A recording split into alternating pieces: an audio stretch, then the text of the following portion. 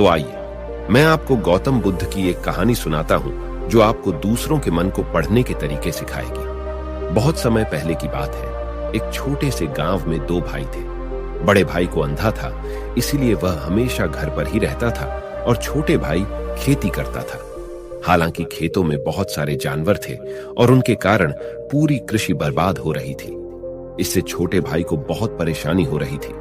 फिर एक दिन उसे ख्याल आया कि वह अपने अंधे बड़े भाई की मदद क्यों नहीं लेता, ताकि वह खेतों से जानवरों को भगा सके। क्योंकि उसका बड़ा भाई अंधा था, वह खेत में बैठकर जानवरों की आवाज सुनते ही उन्हें डरा सकता था। इस तरीके से हमारी कृषि बच सकती थी। इस सब कुछ सोचने के बाद उसने अपने खेत में एक छोटा सा झोपड़ा बनाया और अपने अंधे भाई को उसमें रखा। उसने उससे कहा, भाई, अगर तुम किसी जानवर की आवाज सुनो तो जोर से चिल्लाओ और जानवर यहां से भाग जाएंगे। इससे हमारी फसलें बच जाएगी। बड़ा भाई अपने छोटे भाई के विचार से सहमत हो गया और खेत में बैठने लगा। जब कभी उसे किसी जानवर की आवाज सुनाई पड़ती, वह तुरंत जोर से चिल्लाने लगता और जानवरों को डरा कर भगा देता। वे कई दिनों तक यह अभ्यास जारी रखते हैं। एक दिन एक हिरण उनके खेत में दौड़ रहा था और खेत को तोड़कर भाग गया। हालांकि एक राजा भी वहां था जो हिरण की पीछा कर रहा था।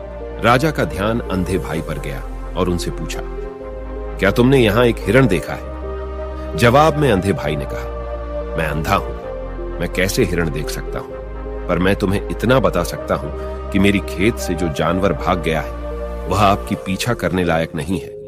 आप अपना समय बर्बाद कर रहे हैं। राजा उस अंधे के शब्दों से चौंका हुआ था।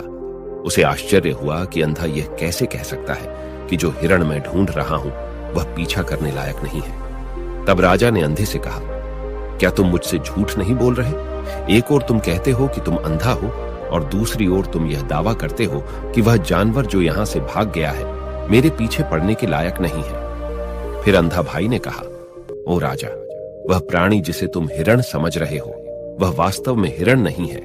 वह एक मादा हिरण है और मेरे ज्ञान के अनुसार वह गर्भवती है। मैंने कभी सुना नहीं है कि कोई राजा एक गर्भवती मादा हिरण की शिकार करता है।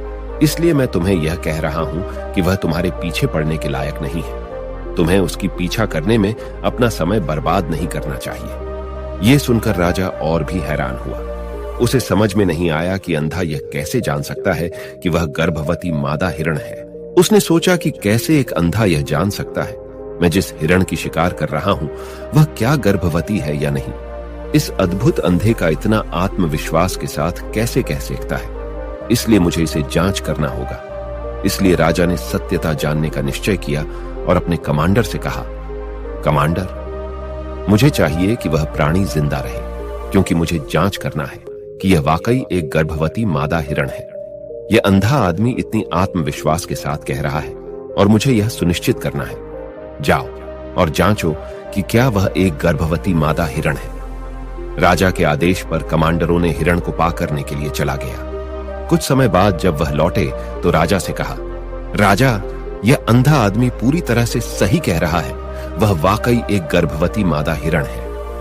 इस सुनकर राजा हैरान हो गया। उसे समझ में नहीं आया कि यह अंधा आदमी कैसे जान सकता है कि वह गर्भवती मादा हिरण है। राजा के मन में कई सवाल उठे।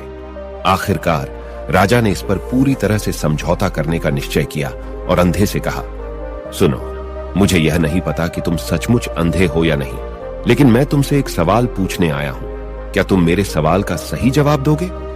जवाब में अंधे ने कहा, राजा, आप मुझसे जो भी पूछना चाहेंगे मैं आपको सच्चाई से जवाब दूंगा। राजा ने कहा, देखो, एक ओर तुम कहते हो कि तुम अंधे हो और दूसरी तरफ तुमने मुझे कहा कि मैं जिस जानवर की मैं पीछा कर रहा था, तुम कहते हो कि वह गर्भवती मादा हिरण है और साथ में तुम्हें यह भी पता लगाता है कि तुम्हारे खेतों में जानवर कब आते हैं और कब जाते हैं। तुमने यह सब कैसे अनुमान लगाया? तब अंधा आदमी ने समझाया, सर, जब आप उस मादा हिरण की पीछा कर रहे थे तो उसकी गति और दौड़ते हुए आवाज से ही मुझे पहले से ही समझ आ गया था कि यह हिरण है और मेरी खेत की बांध काफी छोटी थी, उसकी ऊंचाई ज्यादा नहीं थी।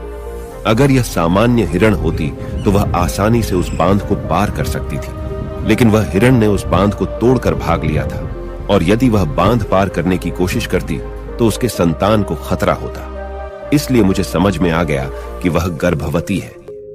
इस व्याख्या को सुनकर राजा अंधे के विशेष ज्ञान और कौशल को देखकर चौंके हुए हैं। वह समझता है कि यह व्यक्ति अंधा होने के बावजूद अनोखी जानकारी और क्षमताओं से संपन्न है। राजा इसका लाभ उठाने का निश्चय करता है और अंधे से एक और सवाल पूछता है। राजा कहते हैं, तुम बुद्धिमान हो और तुम्हारी कई बातों की गहरी समझ लगती है। आज मैंने तुम्हें यहां बुलाया है ताकि जान सकूं कि मेरी पत्नी मेरे प्रति विश्वासी है या नहीं। अंधा आदमी जवाब देता है, ओ राजा, ऐसा सवाल कैसा है? आपका विवाह कई सालों से चल रहा है और अब आप ऐसी बातें जानना चाहते हैं। ऐसे सवाल आपके मन में क्यों उत्पन्न हो रहे हैं? हालांकि राजा कहता है, तुम्हें इस सवाल का जवाब देना होगा। अगर तुम मुझे उत्तर नहीं दोगे तो मैं तुम्हें मृत्यु दंड से सजा दूंगा।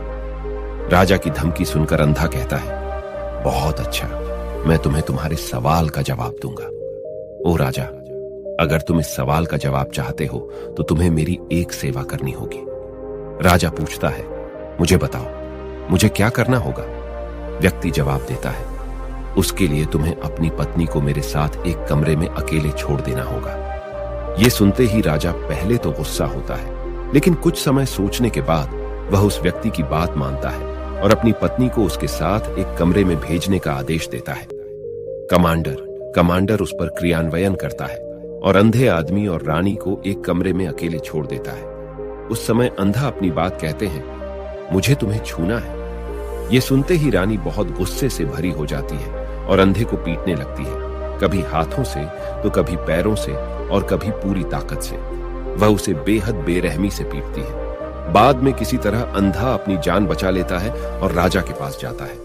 उसने राजा से कहा, ओ राजा, आपकी पत्नी विश्वासी नहीं है। इस सुनते ही राजा बहुत गुस्से से भरकर अपनी तलवार निकालता है और सीधे अपनी पत्नी के पास जाता है। उसने उससे गुस्से में कहा, रानी, आज मैं तुमसे एक सवाल पूछूंगा और तुम्हें सच्चाई से जवाब देना होगा। अगर तुमने झूठा बोला तो मैं तुम्हारा सर तुरंत अलग कर दूंगा। फिर उसने पूछा, मुझसे कहो, क्या तुम विश्वासी हो या नहीं? इस पर रानी ने कहा, ओ राजा, तुम मुझे मार दो, लेकिन मैं विश्वासी नहीं हूं। राजा बहुत खुश हुआ क्योंकि वह सब कुछ जो अंधे ने कहा था वह पूरी तरह से सच था। इस सुनते ही राजा तत्काल अंधे के पास जाता है और पूछता है, तुमने कैसे जान लिया कि मेरी पत्नी विश्वासी नहीं है? अंधा उत्तर देता है, ओ राजा, यह काफी सरल है। मैंने आपकी पत्नी से कहा कि मैं उसे छूना चाहता हूं और वह इतनी रोष में आ गई कि मुझे मारने लगी। वफादार औरत कैसे किसी अन्य पुरुष को छू सकती है? जब मैंने उससे कहा कि मैं उसे छूना चाहता हूं, वह मुझे इनकार कर सकती थी, लेकिन उसने मुझे मारना शुरू कर दिया और उस प्रक्रिया में उसने मेरे पूरे शरीर को छुआ। अब तुम मुझसे बताओ, इस प्रकार की औरत विश्वासी कैसे हो सकती है? राजा कहता है, तुम बहुत बुद्धिमान हो। ठीक है, तो चलो आगे बढ़ते हैं। उसके बाद वह जोर से कहता है, एक और सवाल का सही जवाब दो और मैं तुम्हें यहां से जाने दूंगा।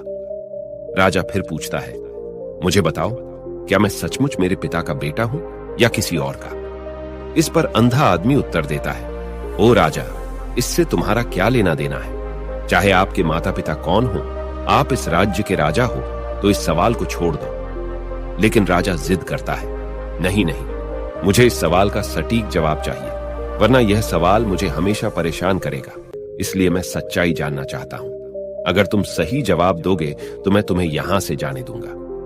अंधा आदमी उत्तर देता है, ओ राजा, मेरे लिए इस सवाल का उत्तर देने के लिए तुम्हें अपनी मां के पास जाने की कोई आवश्यकता नहीं है। मैं अभी बता सकता हूं कि तुम किसके बच्चे हो, लेकिन उससे पहले मैं चाहता हूं कि तुम मुझसे वादा करो कि तुम मुझसे गुस्सा नहीं करोगे। राजा कहता है, हां, मैं वादा करता हूं कि मैं गुस्सा नहीं करूंगा। फिर अंधा आदमी जवाब देता है, ओ राजा, मैं तुम्हें बताने की आवश्यकता नहीं है कि तुम सचमुच अपने पिता के बच्चे हो। मैं तुम्हें अब बता दूं कि तुम मेरे स्वामी, राजा और परमेश्वर के पुत्र हो। मैं वादा करता हूं कि मैं आपसे गुस्सा नहीं होऊंगा। फिर अंधा राजा से कहता है, तुम सचमुच अपने पिता के बच्चे हो, लेकिन तुम एक कंजूस व्यापारी की छाया में भी हो।